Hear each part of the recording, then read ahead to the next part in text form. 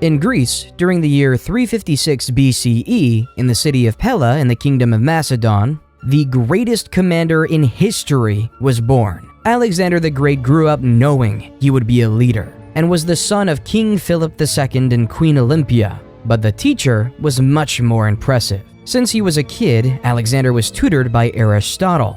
Aristotle is the man who is known as the father of logic. He created the fields of biology and taxonomy by introducing a way to think called the scientific method, a method that is still taught in schools to this day. He also wrote extensively about philosophy, ethics, and art, changing the face of the world as we know it today. This is the man who was in charge of teaching Alexander the Great. Alexander was 20 when his father was assassinated, but his excellent education allowed him to take over the rest of the world.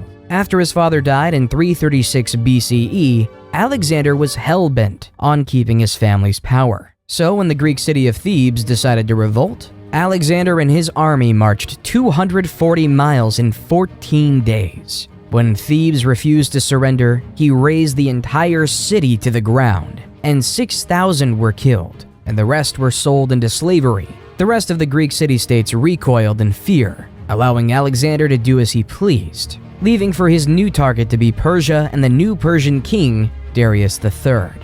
In 333 BC, Alexander faced the Persian army at the Battle of Issus. This significant engagement saw the Persian king Darius III defeated and forced to flee. Alexander then captured several key cities, including the vital port of Tyre, which had resisted his initial siege. In 331 BC, Alexander faced Darius III again at the Battle of Gaugamela, near the Tigris River in modern-day Iraq. Despite being outnumbered, Alexander won a decisive victory using superior tactics and mobility. The Persian army was shattered, and Darius III fled once again. Alexander then proceeded to capture the Persian capital of Babylon and took control of much of Mesopotamia. He continued his campaign eastward, winning battles in what is now modern-day Iran and Afghanistan. In 330 BC, he captured the Persian capital of Persepolis, a city of great wealth and cultural significance. But Alexander wasn't done. He wanted to expand eastward,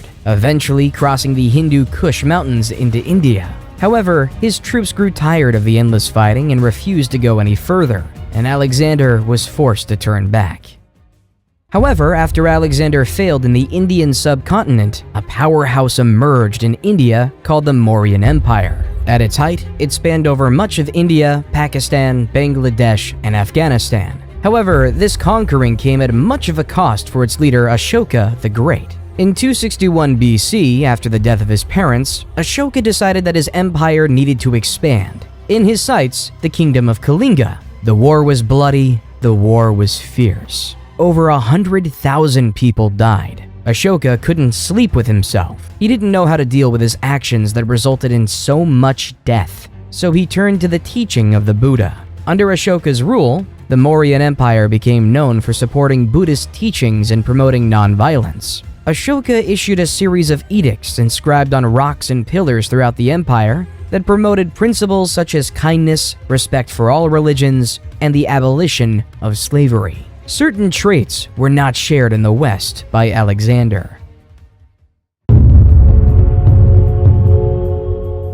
In the West, it was deemed honorable to die in combat, and a hero's death would be remembered forever. A farmer will die in anonymity. Alexander died a few years later in Babylon at the age of 32. Throughout his expedition, Alexander was spreading Greek ideas founded by his once wise teacher, bringing the rise of Greek ideals across the land, starting the seeds of the Western cultures we see today. Once Alexander died, his empire just could not sustain itself. His generals feuded as to who should be the leader of this great empire. Everyone wanted power, yet in fighting, left to waste in oblivion. Eventually, in 323 BC, after senseless wars, the Greek generals divided the world into three major empires: the Ptolemies in Egypt, the Seleucids in the east, and the Antigonids in Greece.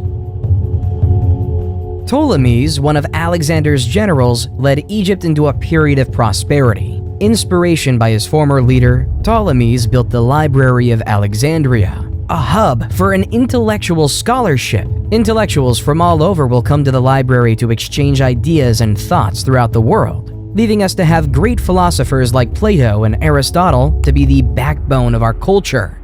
While the general Seleucid was given the keys to the city of Babylon. Babylon at this time was a cultural hub melting Greek, Persian, Indian, and Central Asian cultures. Seleucid, though, preferred Greek ideas and Greek language. The Seleucid Empire was at its height during the reign of King Antiochus III, 223 BC to 187 BC. Under King Antiochus III, the Seleucids encompassed a vast territory from modern-day Turkey to modern-day Pakistan, one of the largest empires on record until the rise of the Romans.